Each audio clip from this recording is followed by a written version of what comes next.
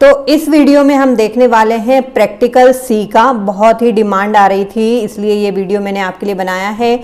यहाँ पे हम टर्बो सी प्लस प्लस पे भी सी के प्रोग्राम बना सकते हैं। तो यहाँ पर मेरी सिस्टम पे turbo C plus plus already install है।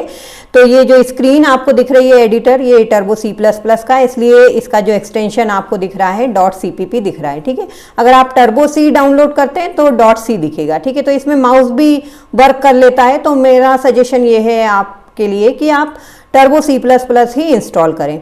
राइट, तो सबसे पहले हमने जो अभी लास्ट में जो लास्ट सेशन किया था वीडियो लेक्चर में कि एडिशन ऑफ 2 नंबर कैसे बनाना है, कैसे सोचना है, उसी को यहाँ पर मैं एक्सप्लेन करने वाली हूँ। तो यहाँ पर हम सबसे पहले कमेंट लिख लेते हैं। ये कमेंट डालने का तरीका होता है, write a program to add 2 number. ठीक है, नाउ सबसे पहले जैसा कि मैंने आपको बताया था, हम इंक्लूड कराएंगे हमारी हेडर फाइल को। तो हैश इंक्लूड, स्पेलिंग का थोड़ा सा ध्यान रखना है आपको, stdio.h। राइट, इसके बाद कौन सी फाइल आएगी, हैश इंक्लूड conio.h। राइट, ये दोनों हेडर फाइल। तो यहाँ पर डबल टाइप हो गया, इसको एक बार डिलीट कर लेते हैं। स्पेलिंग टाइपिंग मिस्टेक अगर आपकी कुछ हो जाती है तो आपको करेक्ट करना है। तो यहाँ पर दोनों हेडर फाइल हमने इंक्लूड करा ली। अब हम क्या करेंगे, मेन से हमारा एग्जीक्यूशन स्टार्ट होता है, तो यहाँ पर लिखेंगे वॉइड मेन। ठीक है, जिसने मेरा इसके पहले वाला लेक्चर नहीं देखा है बच्चों, जरूर से देख के आइए। आई बटन पर हम लिंक प्रोवाइड कर रहे हैं। 2 नंबर का एडिशन करना है, इसलिए हमें कितने नंबर पहले इनपुट कराना पड़ेंगे, 2। तो हम 2 वेरिएबल यहाँ पे डिक्लेयर करते हैं, ए बी। लेकिन दिक्कत यह है कि जब हम स्टोर कराएंगे सम, तो भी हमें एक वेरिएबल चाहिए पड़ेगा। अब उसका हम नाम रख देते हैं सम। ठीक है, तो ये हमने सम ले लिया। ठीक है, यूजर को मैसेज दे दिया कि भाई आप 2 नंबर जो है इंटर कीजिए। मैसेज देने का काम कीजिए, इंटर 2 नंबर। ठीक है, मैसेज ये आपके ऊपर है कि आप कौन सा सेंटेंस अच्छा लगता है आपको। Enter 2 number for addition, enter any 2 number, enter 2 integer number, ऐसा कोई मैसेज आप यहाँ पर दे सकते हैं। राइट, ये ऐसे ही कैसे आपको आउटपुट स्क्रीन पर दिखेगा। जो हम इनपुट करेंगे, मतलब यूज़र जब टाइप करेगा कंप्यूटर पे, यूज़र जब टाइप करेगा कीबोर्ड से, वो हमें वैल्यू भेजना है मेमोरी में। उसके लिए हम लगाएंगे स्कैनएफ। स्कैनएफ कैसे बताया था मैंने, %d, 2 नंबर है इसलिए 2 बार लिखेंगे। %d इंटीजर के लिए होता है, %d, दोनों को डबल कोट में लिख दिया, कॉमा। ठीक है, एड्रेस ऑफ ऑपरेटर लगाएंगे, ए कॉमा, एड्रेस ऑफ ऑपरेटर फिर से बी। ठीक है, और ये सेमीकॉलन, हर स्टेटमेंट के बाद सेमीकॉलन लगाना है आपको। ये वैल्यू आ गई हमारे पास। अब इस पे हम काम शुरू कर सकते हैं। Sum equal to a plus b. Now हमने ऐड कर दिया। अब ये मेमोरी में सम हो चुका है। इसको आउटपुट स्क्रीन पर लाने के लिए फिर से printf the sum is equal to %d comma लगा दीजिए। किस में है वैल्यू, सम नाम के वेरिएबल में, तो यहाँ लिखेंगे सम। यहाँ पे अपने को एड्रेस ऑफ ऑपरेटर लगाने की जरूरत नहीं है। ठीक है, तो ये हो गया। और फिर हमने लगा दिया गेट ch। अभी मैं आपको बताऊंगी गेट ch नहीं लगाएंगे तो क्या होगा और गेट ch लगा रहे हैं तो क्या हो रहा है। ठीक है, तो ये हो गया हमारा कर्ली ब्रैकेट बंद। ठीक है, तो ये प्रोग्राम है हमारा एडिशन ऑफ 2 नंबर का। प्रोग्राम को अच्छे से देख लीजिए।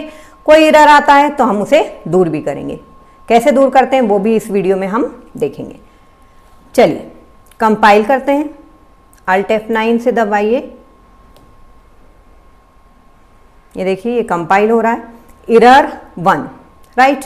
प्रेस एनी की, कोई एरर आ रहा है, उसके लिए हमें लिखा गया है प्रेस एनी की। चलिए देखते हैं क्या एरर आया।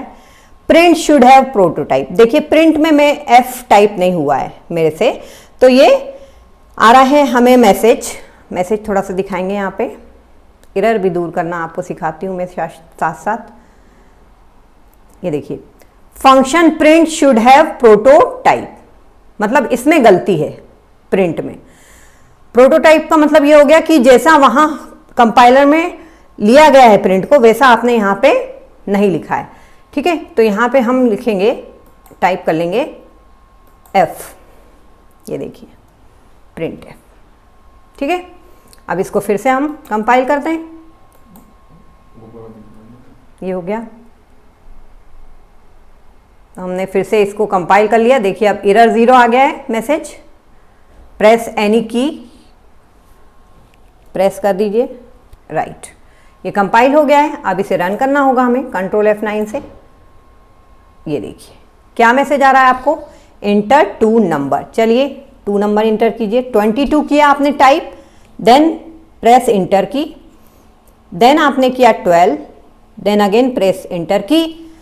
22 और 12 का जो सम होता है वो क्या होता है, 34। तो यहां पर सम आ गया है 34, राइट। नाउ अब हम एक सेकंड प्रोग्राम देखने वाले हैं जिसमें हम एरिया ऑफ सर्कल निकालेंगे। इसमें थोड़ा फ्लोटिंग पॉइंट वैल्यू पे हम कैसे वर्क करते हैं वो भी आपको मैं बताती हूँ। कुछ बच्चे पूछते हैं कि मैडम हमको ये समझ में नहीं आता है कि फ्लोट कब लेना है, कैरेक्टर कब लेना है, इंटीजर कब लेना है। तो थोड़ा सा हमें यहाँ पर अपना कॉमन सेंस यूज़ करना पड़ता है। जैसे सपोज हमें अभी निकालना है, write a program to find area of circle. ठीक है, ये हमें निकालना है। तो एरिया ऑफ सर्कल का फॉर्मूला क्या होता है, area of circle equal to होता है 3.14 आर स्क्वायर, मतलब r इंटू आर। अब 3.14 क्या है, डेसिमल है। ठीक है, तो हमारी जो रेडियस है वो इंटीजर भी हो सकती है, डेसिमल भी हो सकती है। तो हम क्या करेंगे, प्रेफर करेंगे, क्योंकि यदि हम सिर्फ इंटीजर ले लेंगे तो फिर हम डेसिमल पे वर्क नहीं कर पाएंगे, हमारा जो रिजल्ट है वो सही नहीं आएगा अगर हम डेसिमल करते हैं तो इसके लिए हमें क्या करना चाहिए कि जो हमारा रेडियस है वो फ्लोट रखना चाहिए। यदि हमारा कुछ ऐसा इनपुट होता जिसमें हम जैसे एज वगैरह कर रहे होते, तो एज को हम क्या करते हैं, जनरली इंटीजर में लेते हैं। तो उस समय हमें क्या करना पड़ेगा, एज को इंटीजर में लेना पड़ेगा। तो ऐसा कुछ हमें कॉमन सेंस लगाना पड़ता है कि हमारा जो है डेटा जो हम इनपुट करा रहे हैं वो सही आउटपुट कब देगा, है ना। इसको थोड़ा सा सही कर लेते हैं स्पेलिंग को। हालांकि यहाँ पे ये सिर्फ कमेंट है ना, ये हमें आफ्टर एग्जीक्यूशन दिखती नहीं है, ये कमेंट है। Okay, now area of circle का फॉर्मूला जैसा कि मैंने आपको बताया 3.14 इंटू आर। तो यदि हम इनपुट करा देंगे आर को तो हमारा काम हो जाएगा, हम फॉर्मूला लगा के एरिया को प्रिंट करा सकते हैं। ठीक है, यहाँ पर हम सबसे पहले अपना बेसिक स्ट्रक्चर फॉलो करेंगे। बेसिक स्ट्रक्चर ये कहता है कि सबसे पहले आप इंक्लूड कराइए, हैश इंक्लूड stdio.h राइट। अब की बार मैं कोनियों को इंक्लूड नहीं कराती हूँ, आपको बताती हूँ कोनियों के बगैर, गेट ch के बगैर आपको आउटपुट कैसे देखना है। यहाँ पे हमने लिख दिया void main, ये void main curly bracket start, float में ले लेते हैं रेडियस r। यूज़र को मैसेज देते हैं कि आप इंटर कीजिए क्या, रेडियस।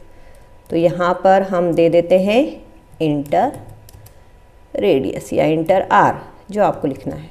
ठीक है, ये सेमीकोलन इंटर करी। इसके बाद इसे मेमोरी में पहुंचाने के लिए स्कैन फंक्शन, स्कैन f, ये किया हमने %f, d तो इंटीजर के लिए रखता है, तो ये हो गया हमारा %f, क्योंकि r क्या है, float. %f comma address of operator, और यहाँ पे वेरिएबल का नाम क्या है, आर। ये हो गया इंटर। इसके बाद हम क्या करेंगे, फॉर्मूला लगा देंगे, एरिया इक्वल टू अब ये एक वेरिएबल है जिसमें हमारा आंसर स्टोर होगा। क्या हमने इसको डिक्लेयर किया है, नहीं किया है, तो यहाँ जाके हम इसको डिक्लेयर कर लेते हैं। इसमें जाहिर सी बात है डेसिमल वाली वैल्यू स्टोर होगी, तो हम इसे फ्लोट ही डिक्लेयर करेंगे। तो फ्लोट, इसके बाद ही हम कॉमा लगा के लिख सकते हैं यहाँ पे एरिया, राइट। आ जाओ वापस नीचे, एरिया इक्वल टू फॉर्मूला लगा दीजिए 3.14 into r semicolon. Area निकल चुका है। इसे आउटपुट स्क्रीन पर प्रिंट कराने के लिए print f area is equal to %f,